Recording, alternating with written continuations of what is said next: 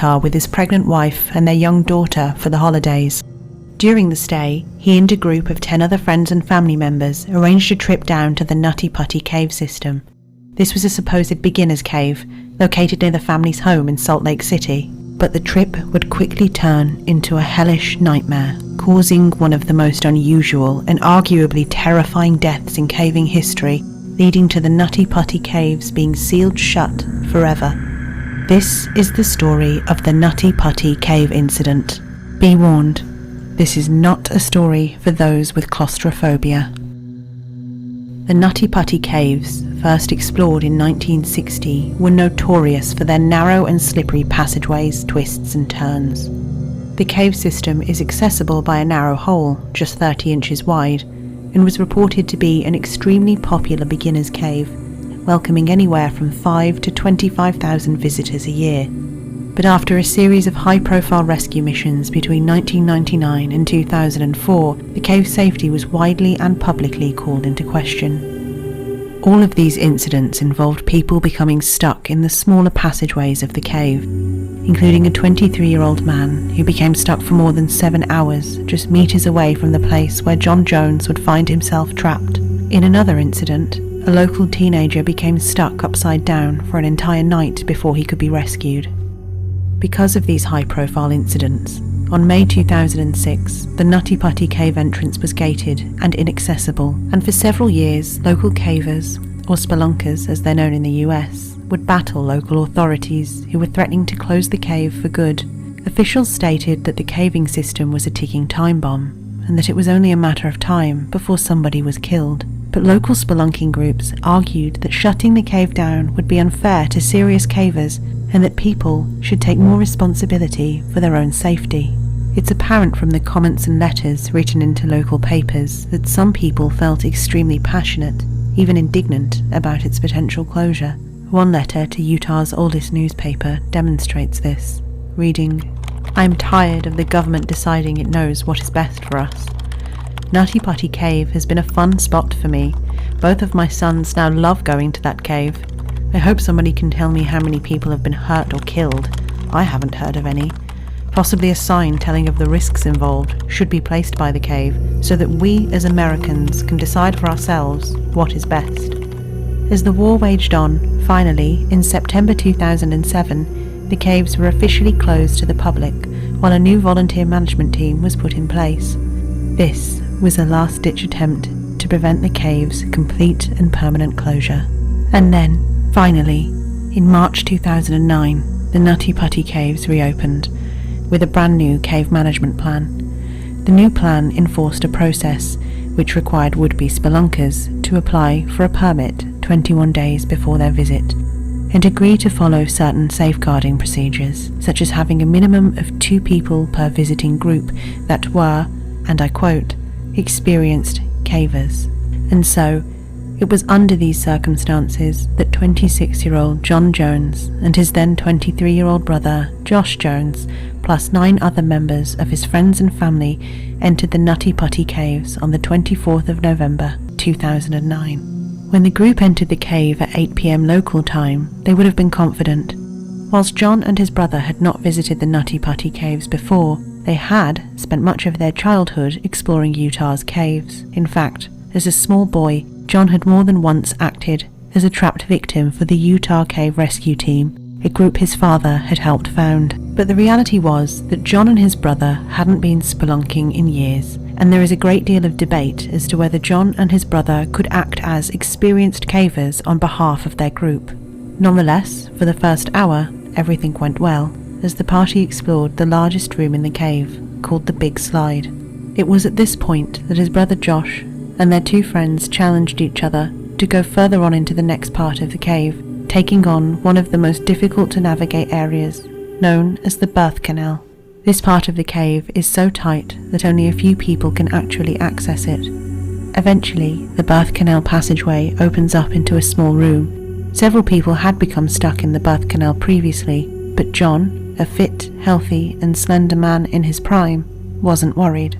Heading through the passageway first, with his brother behind him, John wriggled on just his stomach down what he thought was the entrance to the birth canal. But John, unknowingly, had taken a wrong turn down an unmapped passageway via a route known as the Corkscrew, a place where only the smallest and most flexible of cave explorers could fit. As John pushed forward, the passageway became tighter and tighter, and he became unable to turn back on himself. When he saw what looked like a small opening at the end of the crawl space, he continued on, with hopes of being able to turn around.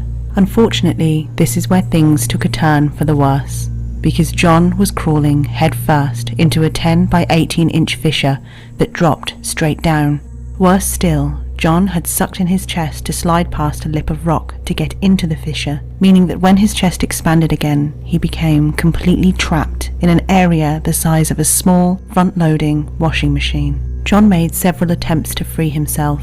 It was no use. It was at this point that he began calling for his brother. When Josh finally found John, for a split second, he thought that this would be a silly story to tell later on that evening, but as he examined the situation more closely, dread settled in. Josh made several desperate attempts to free his brother, but none of them worked. In fact, he had made the situation worse. John had slid further down into the passage and was now completely upside down, with both of his arms pinned to his side, unable to move at all. It was at this point that the two brothers realized that they needed help. Josh alerted the rest of the group and left a friend to stay with John as he rushed out of the cave system to a nearby hill to get reception and call 911. Knowing help was on the way, he went back down into the cave where his brother was still pinned upside down. It would be 3 hours before help would arrive. At 12:30 a.m, the first rescuer arrived on the scene. It was Susie Matola, a local volunteer who immediately rushed to the scene when she received a message on her pager. Right away, Susie realized that John's predicament was much, much worse than she had thought. She knew she had to keep John calm, and so she greeted him and told him that he'd be out in no time, and not to worry, to which John replied, "Hi Susie, thank you for coming, but I really, really want to get out." Susie tried absolutely everything she could think of to pull John out, including cutting off part of his jeans to free up some space, but after 2 hours, Susie was exhausted and unsuccessful. She was forced to crawl back up to the surface where, at this point, both his wife and his daughter and around 30 rescuers had arrived on the scene. There, a very concerned but calm group were brainstorming plan after plan. They discussed everything, from breaking John's legs to lubricating the walls with several gallons of oil. But eventually, they decided upon a system of ropes and pulleys to hoist John out, legs first. This pulley system would be aided by drilling some of the rock around him to create more space. Members of the rescue team made their way to John with the equipment, but they ran into problems. The rock wasn't coming away quickly enough, and removing what did come away from the wall was proving impossible to do safely, not least of which because the rock was falling back down onto John. Back at the surface, the rescue team, now in their hundreds, were all becoming increasingly concerned. Things were moving slowly. Each trip to pass a piece of gear to John's location, 700 feet deep within the cave, took an hour, and only one person could ascend or descend down the passageway at a time. To make matters worse, when rescuers told on-site trauma surgeon Doug Murdoch that John was upside down, Doug made the team aware that this likely meant that John would only have 10 hours before his organs would fail. The human body is designed to be upright. The heart works with the force of gravity, and if it can't, blood and fluids quickly begin to pool in the brain and lungs, and eventually it becomes extremely difficult to breathe. On top of this, the heart begins to work overtime, and it becomes increasingly difficult to pump blood around the body, which can lead to cardiac arrest. This was something Susie noticed within the first hour of working to free John, a distinct rattling noise coming from his chest, a clear sign that fluid was pooling in John's lungs. He was already starting to asphyxiate. The rescue team decided that the immediate goal should be to get John out of his dangerous position to alleviate the pressure on his lungs. The team got to work immediately to install the first system of ropes and pulleys, but they quickly ran into several problems. John's legs and feet couldn't bend back around the curve of the shaft he had slipped into. On top of this, the lip of rock that he had breathed in to slip past was catching on his chest. It was, as one official put it, the worst possible place to be stuck. Nonetheless, the team managed to hoist him up enough to elevate his position slightly and administer IV. Unfortunately, just moments later, this first pulley system failed, and John slid back down into his original spot. At this point, John was swinging in between a state of calm and panic, and so a decision was made to bring a two-way cable radio into the cave so that John could speak with his wife. The conversation was tense, but it did serve to keep him calm enough for the next system of ropes and pulleys to be installed. Finally, after 19 hours, a team of 8 were ready to pull. But there was a problem. Each pull was agonizing for John, and the team had to pause several times to avoid breaking his legs. And then, a glimmer of hope.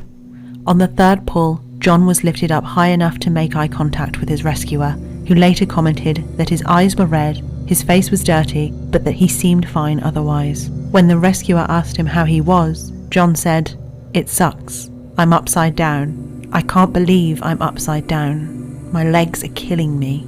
The rescuer saw that even though John was complaining, he had a smile on his face. And then, on what was to be the fourth pull, disaster struck. That they have a raising system that was helping to hold him in position. One of the devices as part of that system failed, and Mr. Jones actually ended up falling back into the area where he had been stuck for so long. The system had failed. The entire team fell backwards. When the team regained composure, they realized that the worst thing imaginable had happened. A bolt that was drilled into one of the cave's walls had come out, causing part of the cave to crumble. This had hit the lead rescuer in the face, causing him to momentarily black out. And, worst of all, John had slid back down into the crevice and had now become completely unresponsive. With the rescuer closest to John now needing medical attention, a second lead rescuer took his place. Satisfied that John was, in fact, still breathing, in a state of desperation, the new rescuer somehow managed to slip a rope around John's waist. But he himself became stuck and needed help from other members of the team, sustaining multiple injuries in the process. A third lead rescuer made a last-ditch attempt to free John by desperately drilling away the rock around him, but it was no use. The entire team was exhausted. John was barely breathing and was still unresponsive. He had gone into cardiac arrest, and tragically, there was nothing anyone could do. It was at this point that John's wife Emily was informed of the situation. John was technically alive, but unconscious. In her desperation, she believed that he could still survive the ordeal and continue to radio down.